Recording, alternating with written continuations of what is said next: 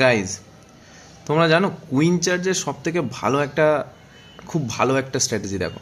এখন যে ইভেন্টটা চলছে, র্যাম্প রাইডার আছে, কুইন চার্জ প্রথমে 4টে হিলার নেবে, বেশি না। কুইন চার্জ দিয়ে করে আমি একটু একটা সাইডের মেজর ডিফেন্সেসগুলো আমি ভাঙবো। তারপরে আর কিচ্ছু করতে হবে না, র্যাম্প রাইডার পুরো ক্লিয়ার করে দেবে। র্যাম্প রাইডারের সঙ্গে ওয়ার্ডেন রাখবে, ওয়ার্ডেনের সঙ্গে র্যাম্প রাইডারের সব থেকে বেস্ট কম্বিনেশন এখানে তুমি দেখতে পাবে যে আমার গ্র্যান্ড ওয়ার্ডেনের ইটার্নাল টোম আর হিল টোম।